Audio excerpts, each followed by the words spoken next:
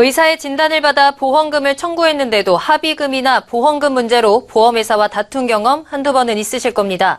특히 보험회사가 자문회사의 소견서를 근거로 보험금 지급을 거절하는 사례가 늘고 있는데요. 당국의 제도 개선에도 의료자문 심사와 관련한 보험 분쟁은 여전합니다. 의료자문 피해자가 되지 않기 위한 소비자들의 대처법, 이순영 기자와 알아보겠습니다.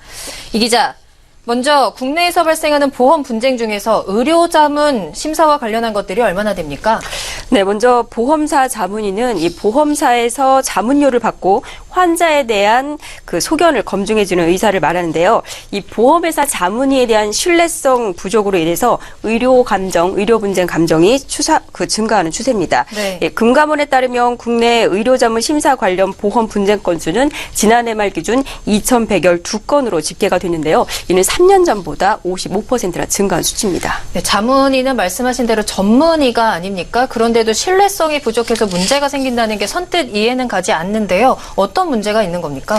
네, 일단 보험 계약자가 보험 사고가 발생을 하면 병원에서 발급하는 진단서를 첨부를 해서 보험금을 청구하게 됩니다. 그러면 이 보험회사는 보험금 청구건이 지급 사유에 해당하는지 그 여부를 판단하기 좀 어려운 경우에 자문위에게 의료 자문을 구하는데요. 네. 근데 문제는 이 자문위들을 보험회사가 직접 지정하고 또 자문료로 건당 수십만 원씩 지불을 하고 있다는 것입니다. 네. 때문에 아무래도 이제 보험사에게 좀 유리한 그런 자문 결과가 나올 개연성이 높은 것이죠.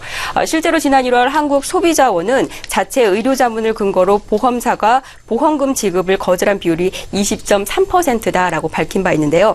연간 의료자문 분쟁 보험 건수가 약 9만 건 정도 되는데 이를 토대로 한번 추정을 해보면 약 연간 18,000여 건이 이 보험사 자문의사의 의료자문 결과에 따라서 보험금 지급이 거절됐을 것으로 추정됩니다. 네, 그래서 지난 5월에 금감원이 보험회사의 의료 분쟁과 관련한 불합리한 관행 개선안을 내놓지 않았습니까?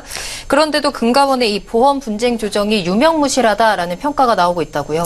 네, 그렇습니다. 이 자문위를 공개해야 된다. 이런 소비자 측의 끊임없는 민원 제기로 해서 금감원이 말씀하신 대로 5월에 개정안을 발표했습니다. 네. 예, 금감원은 보험회사와 보험 계약자가 이견이 있을 경우에는 자문을 구하는 제3의료기관의 그 자문 절차에 대해서 설명을 충분히 해라. 그리고 또 자문 병원과 또 자문 내용을 보험 계약자에게 제공하는 절차를 마련하도록 했습니다. 네. 다만 자문위의 그 실명 공개는 개인정보보호법상 하고 싶어도 네. 할 수 없다라는 입장인데요.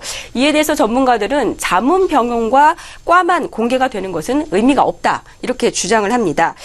소비자가 이름을 안 밝힌 그 의사 소견서를 보험사에 청구를 했을 때 과연 그 소견서가 받아들여지겠느냐 이런 논리죠. 네, 사실 보험사와 의료 분쟁이 생기면 소비자가 피해를 보는 경우가 더 많지 않습니까? 그렇다면 의료 자문으로 인한 분쟁 피해를 당하지 않는 방법은 없는 건가요? 일단 보험회사가 의료 자문을 요구했을 때 그 보험 청구인이 이를 거부한다고 해서 뭐 약관상 규제를 가할 수 있는 부분은 없습니다. 네. 때문에 의료 자문에 동의하는 것은 좀 신중할 필요가 있는데요. 의료 자문에 동의한 결과로 인해서 만약 보험사의 입맛에 맞게 그 자문 결과가 나오면 소비자에게 불리해지기 때문입니다. 네. 때문에 모르는 상태에서 무조건 사인을 해주기보다는 전문가와 상의한 후에 결정하는 것이 좋다. 이렇게 전문가들은 조언합니다. 네, 지금까지 이순영 기자였습니다.